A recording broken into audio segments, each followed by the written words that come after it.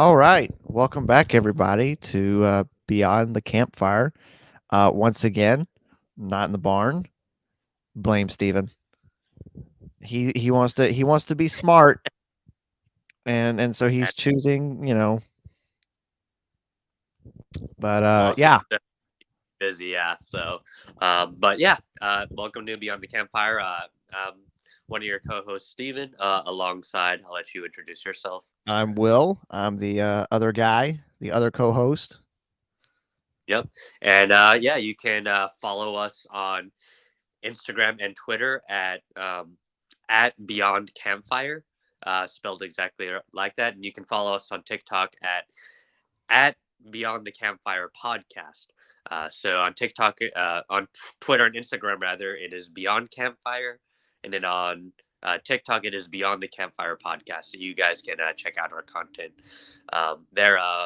Will, you want to uh, tell the people a little bit about the podcast before we get into the Yeah. episode? So if you don't, if this is like your first time tuning in, because we have been getting a lot of new people watching us, like our views have really jumped up. If this is your first time listening to us, we are a conspiracy theory podcast. We're a cryptid podcast. We're a cult podcast. We're a mystery podcast. Pretty much anything that goes bump in the night that just happens to be beyond the campfire, we're going to cover it.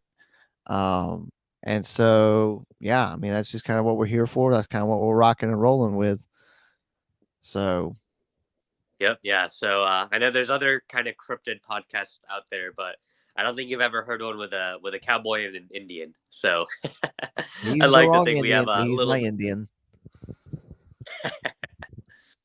But yeah. So without further ado, we will get to today's episode. Today we are covering: did John Wilkes Booth survive a full 40 years after assassinating President Abraham Lincoln? And so today is April 26th.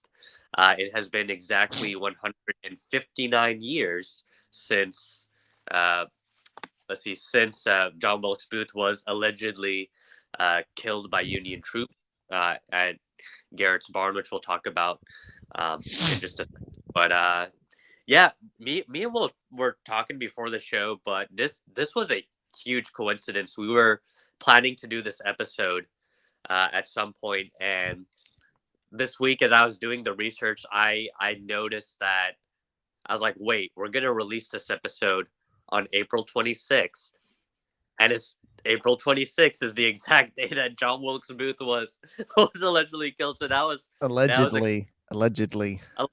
allegedly. We'll get into the evidence in just a second, um, but yeah, 159 years ago, John Wilkes Booth may or may not have died. So, Will, do you have any preliminary thoughts, questions, comments, or concerns before we dive into why some people think that he was not I killed? could kind of understand where some people can kind of think that he wasn't actually killed. I mean, you look at, oh boy, like Jesse James. People don't think Jesse James was killed. Like they had to exhume his body recently to do evidence. I know that they did the same thing like with Billy the Kid. So it just kind of seems like with people back then, that like if somebody happened to look like you, and this person got shot and killed, they could be mistaken for you. So I could kind of understand where there could be like maybe a mistake was made. You know. For sure, yeah. I think anytime there is a conspiracy, and at some point you and me will talk about the JFK assassination, but really when you look at JFK's assassination, then you look at Abraham Lincoln's assassination, um, there is just some sloppy detective work doing.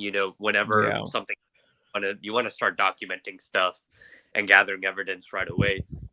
When you fail to do that, uh, mistakes are made, and then the more mistakes you have, the more people begin to wonder. Like, I mean, John Wilkes Booth, if he did indeed die at Garrett's farm, he was on the run for about 2 weeks. You assassinated a president, and you're allowed to be on the loose for that long, like that. Very least, there was some sloppy work done on the federal Mhm. government part, in my opinion. Some people said, well, you can't really help what happened, but Yeah. Well, I got something but funny to I'm kind not. of. Oh yeah, go for it. I got something funny to kind of go a little. We're talking about JFK, and then we're talking about Abraham Lincoln. Have you heard the coincidences between the two? So I had him pull I this up. have. Why don't you read So it for in for case I in may case have other not people heard? don't know, Abraham Lincoln was elected to Congress in 1846. John F. Kennedy was elected to Congress in 1946. Lincoln was elected president in 1860. JFK was elected president in 1960. Particularly concerned with civil rights. Particularly concerned with civil rights. Wife lost a child while living in the White House, and JFK, wife lost a child while living in the White House. Abraham Lincoln was shot on a Friday, so was JFK. They both were shot in the head. Lincoln's secretary was named Kennedy. Kennedy's secretary was named Lincoln. Lincoln was assassinated by a Southerner. Kennedy was assassinated by a Southerner. Um, Lincoln was succeeded. Lincoln's successor was Andrew Johnson, who was born in 1908, whereas Kennedy's successor was Lyndon Johnson, who was born in 1908. Assassin John Wilkes Booth was born in 1839. Assassin Lee Harvey Oswald was born in 1939. Booth was known by his three names. Oswald was known by his three names. Assassin's name was composed of 15 letters for Lincoln, as well as for Kennedy. Lincoln was shot at a theater named Ford, and Kennedy was shot in a Lincoln made by Ford. Booth was assassinated before his trial. Oswald was assassinated before his trial. A week before Lincoln was shot, he was in Monroe, Maryland. A week before Kennedy was shot, he was in Monroe, Maryland. Oh, wait, I read that wrong. Hold up. My bad. Let me go back.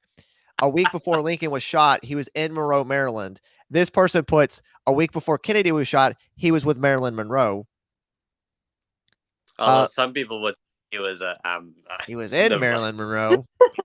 Lincoln was shot in a theater, and the assassin ran to a warehouse. Kennedy was shot from a warehouse, and his assassin ran to a theater. That's definitely a lot of neat parallels there. So, well, thank you for sharing You're that. welcome. But And we'll cover JFK in the future. Don't worry. yeah, That will for be sure. covered. That definitely. Actually, let's after the podcast, well, let's look up when he was assassinated. Maybe we'll try to do it on the Anniversary. or at least near anniversary of his assassination. But okay, so yeah, President Lincoln was assassinated.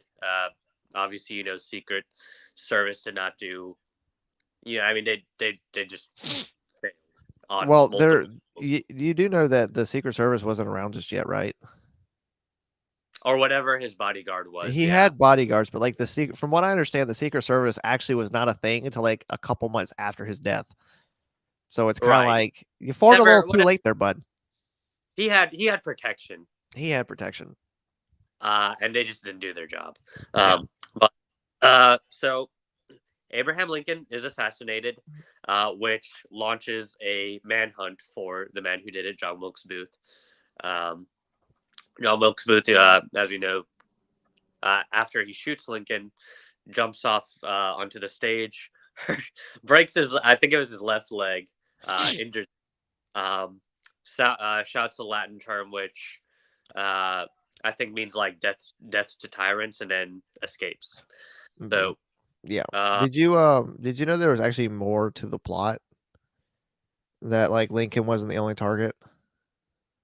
I have heard that. Yeah, I know there's kind of more conspirators involved and things like that. For the sake of this podcast, Yeah. you We'll want, just you want briefly. Did you want to briefly add comments to that, well, Joe? I was gonna say was that for those of you who don't know that there was a other plan. Like it wasn't just some crazed Southerner who was pissed at Lincoln that decided to take a pop shot and kill him. There was like a whole conspiracy. There's a whole plot. Like I think Booth got with like 5 other guys because there wasn't just Lincoln at the Ford Theater that night. There was some other pretty high ranking, other high ranking officials. And the plan was, okay, we shoot Lincoln, we shoot all these other guys, the North will crumble, the South can sweep in, and we can win. And I think the other guys couldn't either get in the booths or they'd like chickened out. And Wilkes like, well, my mama didn't raise a pussy. I'm gonna go in there. I'm gonna take him out. So, yeah, Yeah. There's definitely this whole elaborate scheme to basically save the South, quote unquote. But but yeah. Anyway, so far those are the facts. Those are things that definitely happened. As far as I know, there's no conspiracy theories out there that says Lincoln survived and was No, there's no way doing. he did live Uh, a little bit, but he died the next morning. yeah, yeah, no, he died the next morning. Have you But actually have you been to Ford's Theater before? I have not. Have you? I have. I have. We Really? went on a school trip. So when I was in middle school, I can't remember what program it was we were with, but our science teacher would take us like on a spring break trip, and like one year we'd go to like Miami, like the Keys, and then like the next year he would take us to DC. So when I was in 8th grade, I didn't go with him to the Keys, but when I was in 9th grade, there's me and a couple other people that he's like, listen, I know y'all are past students, but I don't mind if y'all come on the trip with us. So like I went with him and we went to DC and we went into Ford's Theater and we actually went into the house across the street where Lincoln was laying in bed before he passed. Wow, that's incredible. I didn't even know that about you. So, um, cool, man. Maybe that's a trip to do sometime. Um, but okay, all right. Let's get into the conspiracy stuff because yeah, I know we've been hanging out on the actual stuff for a little bit. So Booth escapes. A 2-week manhunt ensues, and you have about 2,000 Union troops searching for the killer.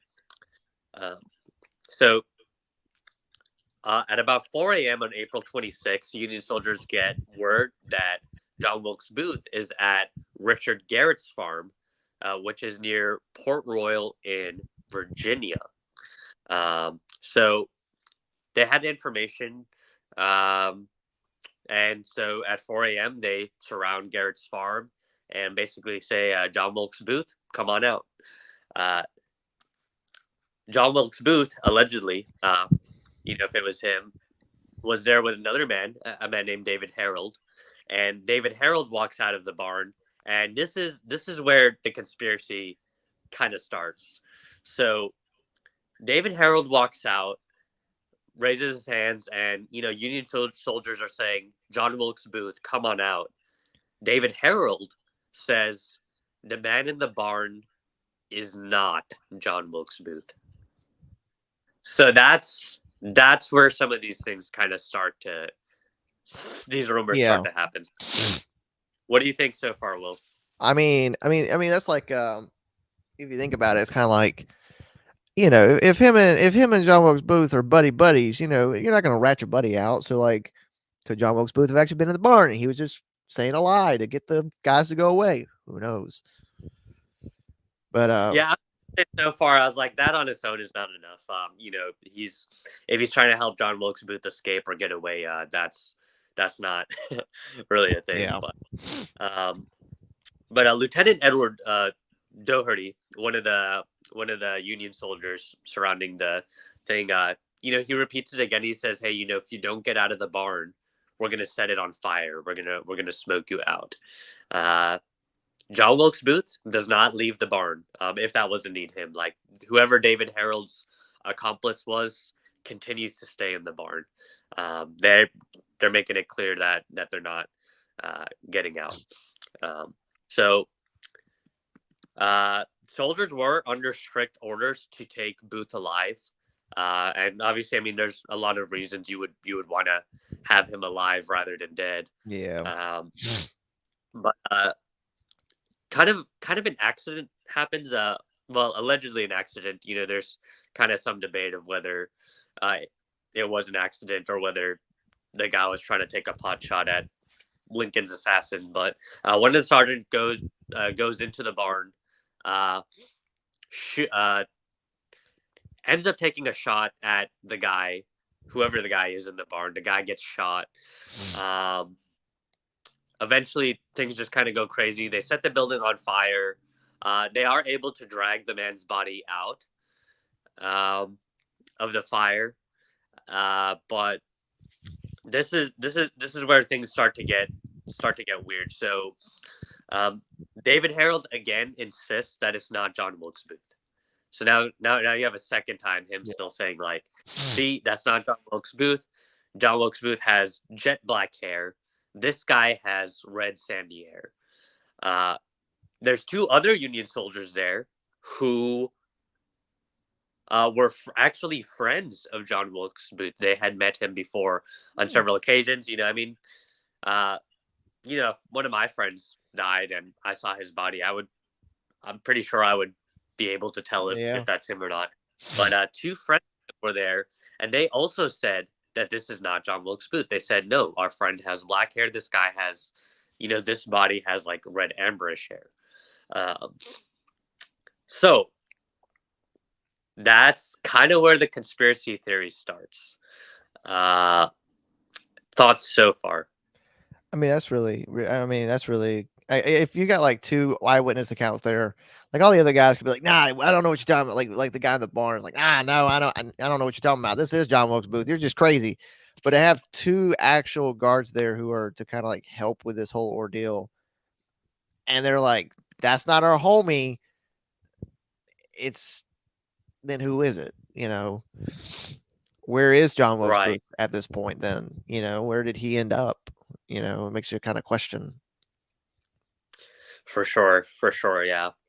Um, this is where the counter evidence comes. So yeah, you had three people that were pretty close to Booth saying that this is not John Wilkes Booth. So this is where things start to support the official government declaration that that was John Wilkes Booth. So David Harold, the guy that initially said twice that this was not John Wilkes Booth, uh, the next day in a official signed affidavit, 10 times changes his story and says, "No, this is John Wilkes Booth." So that's where the government starts to have a case. They're like, okay, now David Harold's saying, yes, this is John Wilkes Booth. Um, Later on, they bring in 10 other people that would have known John Wilkes Booth. And those 10 people say that, like, yeah, this is John Wilkes Booth. So now the government has a pretty good case, right? Yeah. Uh, and people have identified him. David Harold has now changed his story. Uh, there's not a lot of evidence that David Harold was pressured to change his story, uh, but at least one historian does believe that David Harold um, was pressured into changing the story from what he said initially. So Yeah. uh, let me find the historian real quick. Which made that kind Doctor of. Arthur, yeah, Doctor Arthur Chitty spent uh, pretty much his whole life studying the Lincoln assassination, and he's one of the few. Oh, by the way, I should put this out there. So most historians believe in government. Most of them were like, yeah, based off of the witness evidence and things like that. John Wilkes Booth was killed at Garrett's farm. There are a few historians though that have that do believe Yeah. the theory, and Dr. Chitty is one of them. But he says this about David Harold. So he says Harold was in fear of his life. He had been incarcerated with a canvas bag over his head and just a little hole to be fed through. He was under terrible emotional strain and was trying to save his neck. And so, therefore, when he thought that he would survive by changing his story, he changed his story. Yeah. See, that I can understand because if you watched our Waco episode, if when we talk about the JFK assassination in the future, when we talk about these kind of things. I mean, and of course, we'll probably also cover at some point. Like I believe the moon landing's fake. You know, the government wants to always make themselves look good. No matter what they do, they're going to want to make themselves look good. Waco was them the ATF trying to cover their butts with something they screwed up. If you're like me and you believe the moon landing was fake, I believe it's fake because we need a publicity stunt. And so for them to pressure him into changing his story, I could see that actually happening just because of how like my study over how the government has been.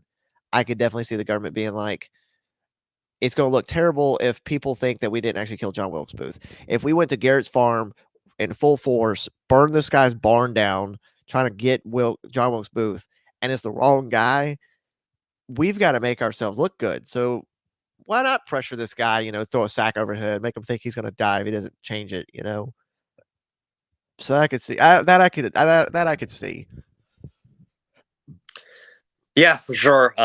If I had a sack over my head and I was just being fed food through a hole, and I have no idea when the sack's coming off or when this is happening to me, I might be pressured to change my story. Yeah. Um, I'm going to mention the two soldiers who were friends of John Wilkes Booth again. Their names were Joseph Ziskin and Wilson Kenzie. Wilson Kenzie wrote this in 1922 when he was 77 years old. So near the end of his life, he really has nothing to lose. This is what Wilson Kenzie writes. Uh, he writes a sworn affidavit, basically talking about what he saw on Garrett's farm that day. So Wilson Kenzie said this: "As I rode up, Joe Ziskin called, 'Here, come here, Sergeant. This ain't John Wilkes Booth at all.' I could see the color of his hair. I knew at once it wasn't John Wilkes Booth. His body was exposed, and he had no injured leg." Uh, then Kenzie goes on to say this. Uh, he says that I was told by officers there that there would be dire consequences for anyone who tells the truth. The military really meant business, and they are not going to risk their lives just to tell the truth.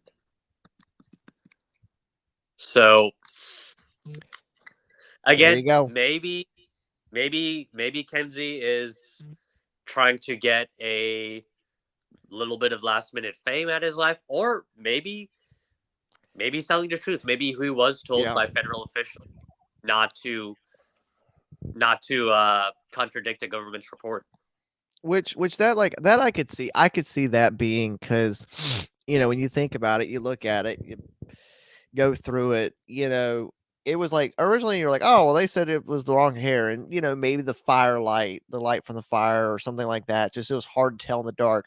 But for them to say that I didn't see a broken leg neither, and I know this was like not even like a couple weeks after, so there's no time for that leg to heal, or even I mean, he probably would have had some distinct to his leg that would have been like, okay, he broke it recently. And then for like them to, and again, it just goes off showing that like, if you really believe that the government would cover this up, well, look at it. I mean, you send out all these soldiers. Your president got assassinated. I think Lincoln was the first president to be assassinated. I believe he was one of them.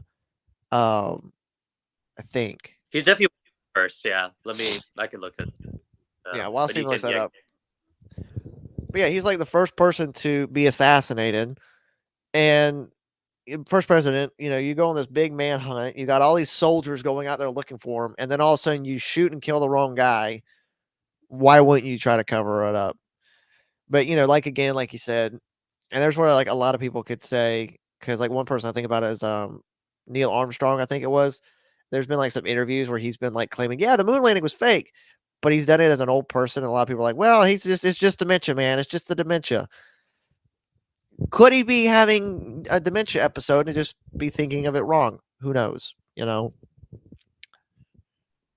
indeed, indeed. But yeah, you were right, Will. So he was the first president to be assassinated. Yeah. Um, so very, very interesting, very interesting stuff there. So Not the first to die in okay, office, though. yeah, I have one last piece of evidence from the incident. There's the fate story, which I'll get to after that. But the last piece of evidence is they took John Wilkes Booth's body to his doctor, Dr. Frederick May, and Dr. Frederick May's statement is in the National Archives now, but for over 70 years it was locked away. People couldn't read it, so you could go online and read it now. Um, but May's official report is that it was John Wilkes Booth. However, there were reports that he initially didn't believe that. Mm. So initially, when he looked at the body, he said, he's like, I know my patient, I know John Wilkes Booth, and this is not John Wilkes Booth.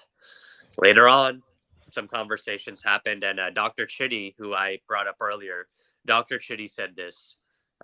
He says, John Frederick May wanted to tell the truth, and he recognized that this was not Booth, but it was made pretty clear to him very early on that this better be Booth. And if we have the curious affidavit, which started out saying, "I'm sure this is Booth," and then goes on to say, "But it doesn't look like Booth, but this is certainly Booth." Signed, John Frederick May. So weird Wow. statement. How do you say this is certainly Booth, but not, but this doesn't look like Booth? I don't know. Yeah. It makes you wonder if there was maybe some more government coercion there that was put on him. Yeah. I mean that's just where I said, I really like when you're sitting here, you're like, this person said this in the beginning, then this person said this in the beginning, but then they got pressure into changing their story. And knowing like the history that I know about certain things that the government has done that we will cover on this podcast, I'm very much like, I could see the government really pressuring them and being like, all right, you're going to tell people that this was John Wilkes Booth. Because otherwise, at this point, if this wasn't actually John Wilkes Booth, if they didn't actually kill John Wilkes Booth, they lost their chance. He's gone. They're never going to find him again. Like, John Wilkes Booth probably changed cities, changed names, you know, is living up his life, and you failed, and it's kind of like the government probably don't want to take that as a, we failed. So, Yeah, yeah, no, absolutely, absolutely. So, okay, so we'll move it right along. I'm gonna throw this out there very quickly, and then we'll get to decades later in 1907. Something happens in 1907, which kind of reopens the conspiracy theory. But last thing I think that this conspiracy theory exists. Uh, People taking pictures of corpses was pretty common in that day. mhm. Um, just for identification purposes and a lot of other things. We do not have any photos of that corpse that was recovered from Garrett Farm. Yeah, Maybe it was lost to time. More likely than not, though, it seems that either photos were not taken, or if they were taken, they were destroyed. Uh, because just again, the amount of photos that were being taken of corpses, it would absolutely make sense to take pictures of the assassin of the president, and yet we don't you have it. didn't. You didn't. Yeah, You don't have it, which makes you wonder. Hey, if you had the photos, you could have several more people identify John Wilkes Booth, yeah, but that's not what happened. So, um, okay, last bit of evidence for the government side. So the 10 people that immediately identified them, several of them were John Wilkes Booth's family members. mm, So friends are one thing, family's quite another. yeah, It doesn't seem like there was any coercion with that. I mean, again, it's kind of just hard to tell. We're looking at this from 2024, yeah, but to the government's credit, they had a lot of John Wilkes Booth family members identify him as John Wilkes Booth. So, um, you know, might be a decent case in the government's favor. yeah. Okay, cool. We will move it right along. So, 1907, this lawyer, uh, this lawyer named Finis Bates, releases this book called "The Escape and Suicide of John Wilkes Booth." Now, who was Finis Bates? Finis Bates was a lawyer who was friends with a man named John St. Helen. John St. Helen had died about 4 years earlier in 1903 through suicide. But what Finis Bates claims is that in 1877, uh, John St. Helen was very, very sick. He thought he was going to die. And he confessed to Finis Bates that, Finis, I have to tell you something. I've been going by John St. Helen, but my real name is John Wilkes Booth. I am the man who assassinated Abraham Lincoln. Oh my gosh. And Finis Bates just thinks, oh, this dude is crazy. Wilkes Booth died, several years ago. But then John St. Helen gives a very, very detailed account about how exactly it was that he planned to kill Lincoln, the procedures he went through, the passwords that he said. And it seemed like he knew stuff that only the real John Wilkes Booth would know. Mm, Uh, Now, this was 1877. Finis Bates does not say anything for decades, which is kind of right. curious. But at the very least, it's interesting. And uh, let's see.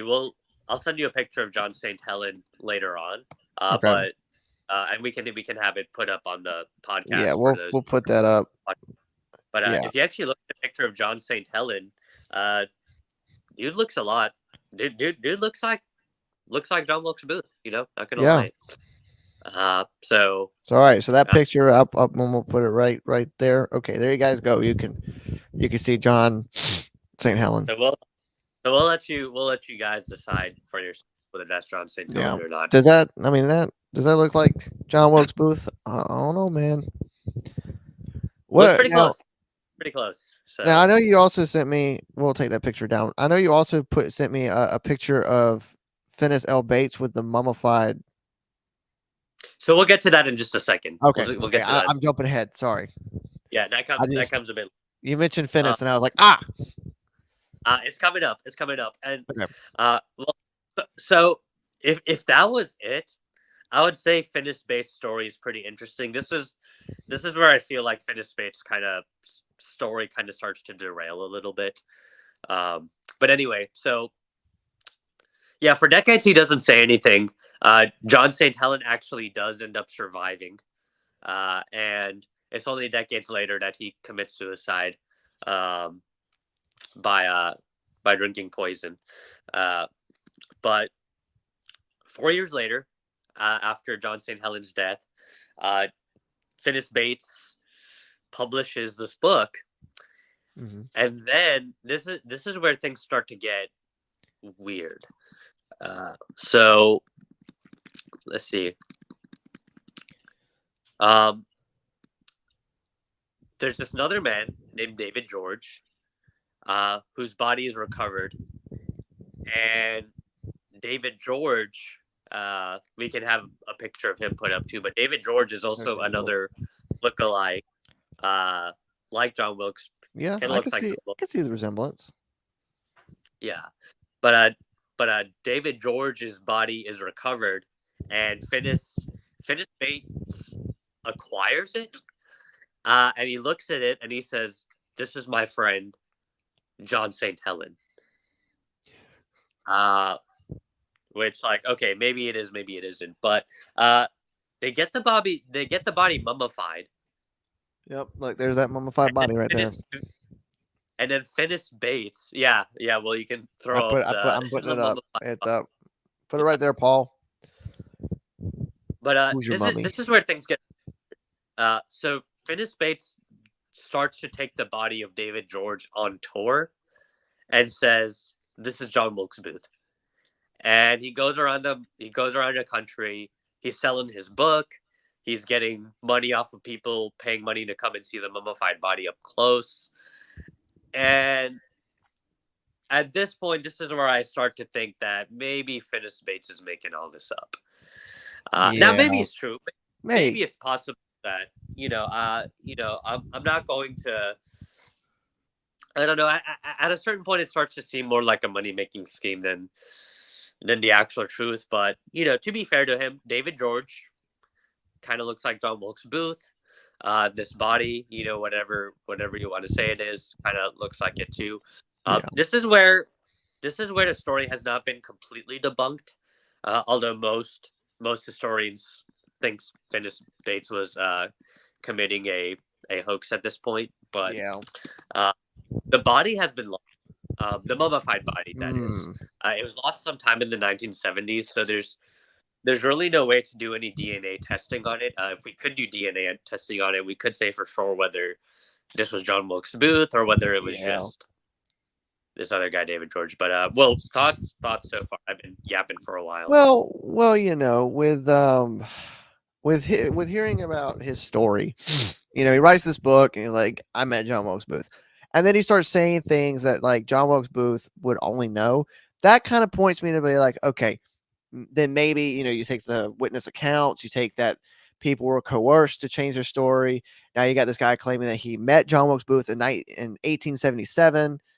Almost 10 years after his supposed death, and he's saying things that only John Wilkes Booth would know. It kind of like makes you start questioning things. But then you come in with a mummified body, and it's kind of like, And like now, could he have been true about his book? Maybe the whole book thing was true, and because of the popularity in it, he was like, "Hey, why don't I make a quick buck off this? I'm gonna go dig up this dead guy and mummify it." But then what makes it even stranger is that the body has disappeared. Could that just have been an accident, or could the government have gotten a hold of it and was like, "We don't want you," because like we talked on Waco last week, the whole missing door theory, like the government got rid of evidence to cover their butts. So could the government caught wind of this, found a chance, got rid of the body. It is possible, yeah. I forgot to say this. So this is where Spates at least has some compelling evidence. So in 1931, he actually did take the body to uh, six, six, six Chicago physicians. The six Chicago physicians looked at the body, uh, recorded their findings in an official affidavit. So, Yeah. can't lie under. And they specifically noted that the body, the mummified body, had a scarred right eyebrow, a crushed right thumb, and a broken left leg. Uh, all of the John's Wilk, John Wilkes Booth was known to have all Mhm. three of those unusual characteristics. Yeah. So I don't know. Maybe, man. Maybe. Uh, Maybe. unless we actually recover that body and do DNA testing, there's no way to know for sure. It did disappear under mysterious circumstances, so I am wondering if what you're saying is right, and maybe the government. It also makes you wonder, like, anyways, it makes me kind of wonder, like, okay, so like I was saying with like Jesse James or Billy the Kid, like their bodies were exhumed. It kind of makes me wonder, like, if we're saying that John Wilkes Booth isn't dead, why haven't we gone to where he's buried? Because obviously, if they did kill him in 1865, why can't we go dig so up that body? because to me that's probably the best evidence that something fishy's going on.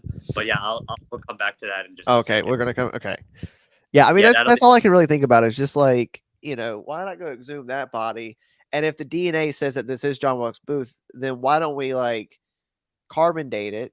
Figure out, was this body truly buried in 1865, or could it have been buried at a later date? Because like yeah. imagine they like find out like we do dig up John Wilkes Booth grave, and all of a sudden it's the mummified corpse. You know, like that was John Wilkes Booth that he had the whole time. The government got a hold of it, threw him in the ground, said, put that to rest. So There you go. Okay, I have two last things, and then we'll conclude this episode. So first, we're going to talk about, well, if it wasn't John Wilkes Booth, who was it? Who was it that was actually killed at Garrett's farm that day? So I'm going to talk about that. So we're going to kind of go back to the main question, and then finally, I'm going to talk about John Wilkes Booth's body today because we know where the plot of land is buried. We don't know exactly where his grave is, but and that should do it for this episode. But yeah, so if it wasn't John Wilkes Booth, uh, who who was it that day that was killed? So obviously, going back to Garrett's farm, 1865, you had David Harold say the man in there is not John Wilkes Booth. And again, maybe he was lying, maybe he wasn't. It's tough to say. It's tough to say for sure. Um, but we're gonna put up this picture. So I showed you this picture beforehand. James William Boyd. mhm. James William Boyd Yeah, looks he a looks lot like like Booth. looks a lot like John Wilkes Booth. They be twinning. Yeah, for sure. Uh, we do not know what happened to him after 1865, um, which kind of helps feed the conspiracy Mhm. theory. Yeah. There are a few historians that believe that he was murdered in 1866. There was a man murdered in 1866 that seemed to be James William Boyd, but there are a lot of other historians that aren't exactly Yeah. sure about that. Kind of the common historical consensus is we don't know exactly what happened to James William Boyd. But if you are the conspiracy theorist, and this is a conspiracy theory podcast, so we're gonna Yeah. we're gonna get into it. Um, James William Boyd was a Confederate soldier. He did have Confederate sympathies. Uh, he had um, he had been planning to uh, meet with John Wilkes Booth. There was some discussion of they were planning to transfer letters. There wasn't like it doesn't seem like there was this idea of like replacing James William Boyd's body uh, Booth. with Booth or anything Yeah. like that. Um, but uh, it seemed like hey, he could have been there with David Harold that day. Uh, he and David Harold knew each other. Again, he was a Confederate sympathizer, and again, if it was him that day, and he gets shot in the neck, and then the fire happens, Yeah. you could presumably say, it, if the government really wanted to, they could have made James William Boyd's body look like Booth's, or make people say that it was Booth's body. Yeah. So now here's where I think the conspiracy theory is a little bit tough. James William Boyd's hair is black, just like um, John Wilkes Booth's body was. Pretty much all the witnesses there that was saying that this was not John Wilkes Booth was saying that the body they saw had like reddish brownish hair. Yeah. I wonder if the fire might have discolored the hair at all as they were bringing him out. I don't know. Maybe I don't know. Maybe, yeah. But if for all the conspiracy theorists that's saying, "Oh, is James William Boyd not John Wilkes Booth?" Well, it's like you kind of have a little bit of an issue with the hair color. Yeah. If that is the case, yeah. But I don't know. Do you have any thoughts on that before I talk about his body today and No. use that keep this conspiracy theory? I mean, I could kind of like if you go off the whole idea of like could the fire have made things look different? Maybe it's possible that this person could have been mistaken for Booth, and maybe the reddish hair could have been the mistake. I'll say this: like, if Boyd's body had been burned even a little bit or disfigured in some way, you could make the argument. You could convince people that it is Booth if you really wanted to. He'd be like, "Oh yeah, he looks a little bit different because he was burned, but this is Booth." Yeah. Even though it's Boyd, yeah, it is Booth. So okay, so this is the last thing we'll talk about today, and this is why the conspiracy theory stays open. Because, as you were saying, Will, a pretty easy way to debunk this theory is to go get his body, exhume it, and do a DNA test. So, the Smithsonian Institute, which is not a small institute, No. kind of was looking into all these conspiracy theories, and they said, "Hey, there's enough here to where it's at least worth a closer look." The Smithsonian Institute got to the point where they said, "Hey, this is worth investigating." So they requested the Maryland government to exhume the body of the man killed at Garrett's farm, and the government of Maryland said no. There's some weird laws about exhuming a body, but I mean, I think you could at the very least maybe make an exception for this case. Yeah. So because of weird state laws, his body's not be able to exhume. Now this is what really gets me. We do have a piece of vertebrae from the man killed at Garrett Farm that's collected in another museum. Mm-hmm. Now, if you were to take DNA from it, it would destroy the vertebrae, and so like it would no longer exist. But you would know for a fact.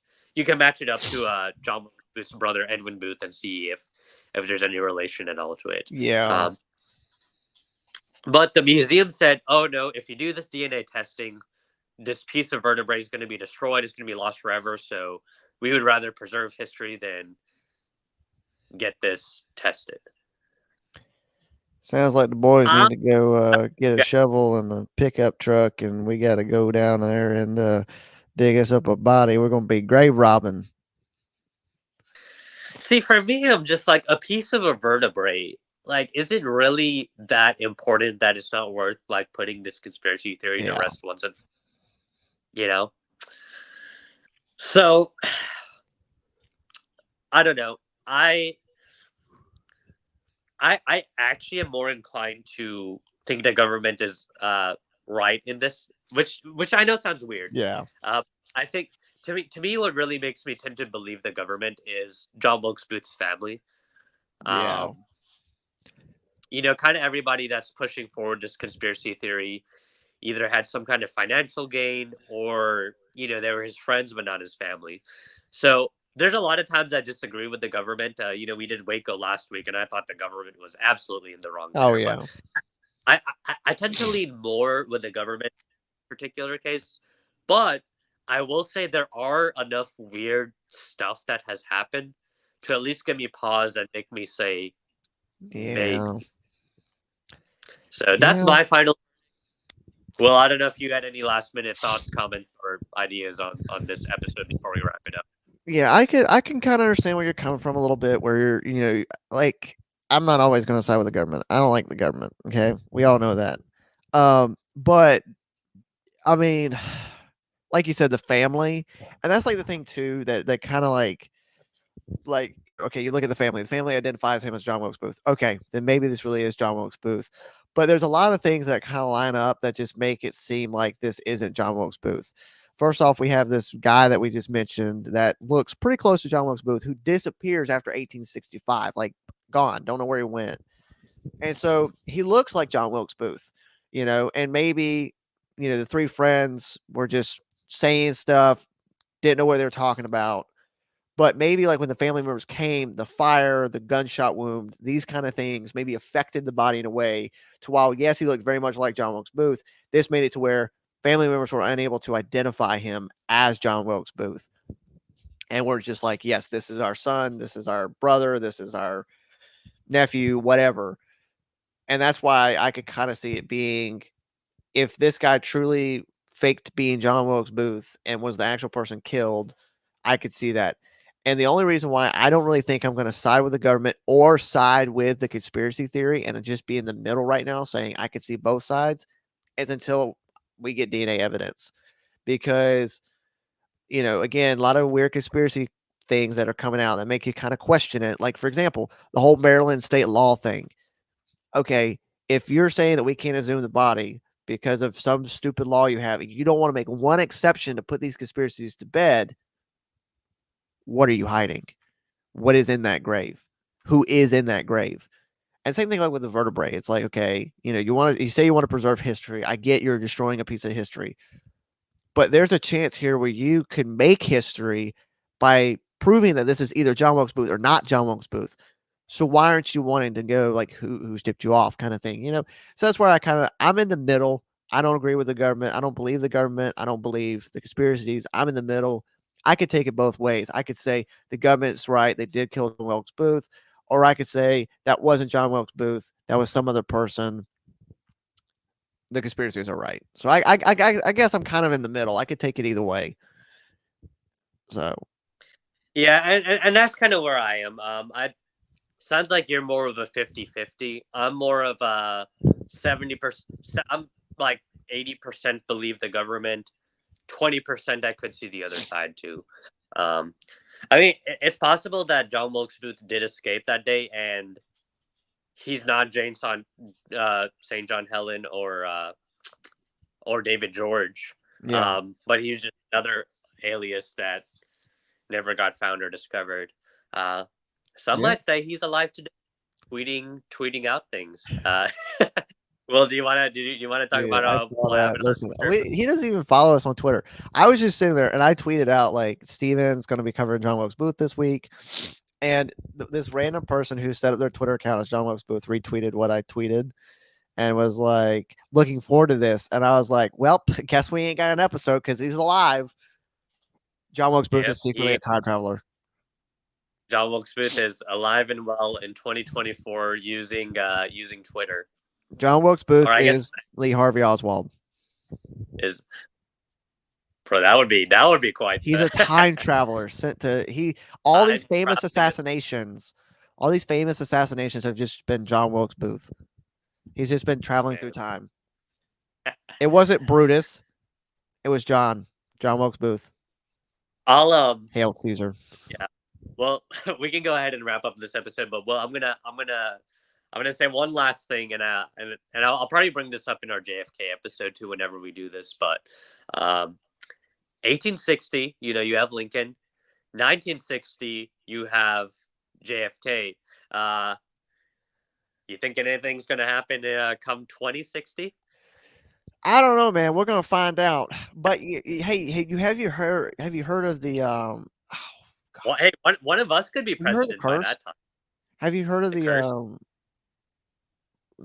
There's it's this old Indian curse. Hold up, let me look it up. Cause hold on one second. Let me look this up. There's an old Indian curse. Let's see. So there's the curse of Tippecanoe. Have you ever heard of the curse of Tippecanoe? I think vaguely. Yeah. Could you refresh my memory? Okay, so the curse of Tippecanoe or Tecumseh's curse, the 20-year curse or the zero curse, is an urban legend about the deaths in office of presidents of the United States who were elected in years divisible by 20. So according to legend, Tenskwatawa, leader of a Native American tribe, defeated in 1811 at the Battle of Tippecanoe by a military expedition led by William Henry Harrison, had cursed the Great White Fathers. So this goes into say William Henry Harris died in office, right? He died of pneumonia. He was elected in 1840. 1860, Abraham Lincoln. 1880, James A. Garfield. 1900, William McKinley. 1920, Warren G. Harding. 1940, 1940, Franklin D. Roosevelt. 1960, John F. Kennedy.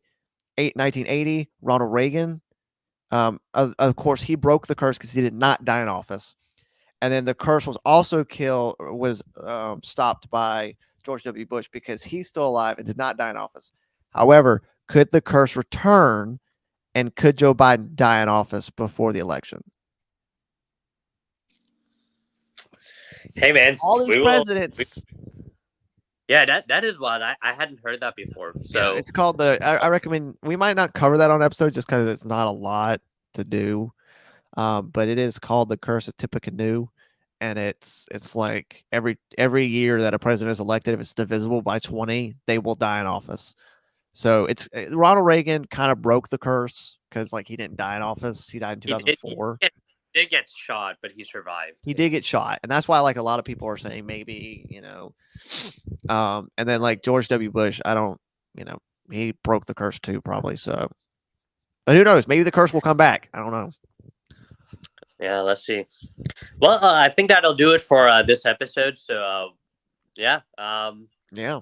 Well, I'm sure we'll put some kind of poll on Spotify and other things for when people, after they've listened to the podcast, it's like, do you believe John Wilkes Booth actually ended up surviving? So we can let people decide for themselves. But yeah, we are Beyond the Campfire. Again, you can follow us on Twitter and Instagram at Beyond Campfire.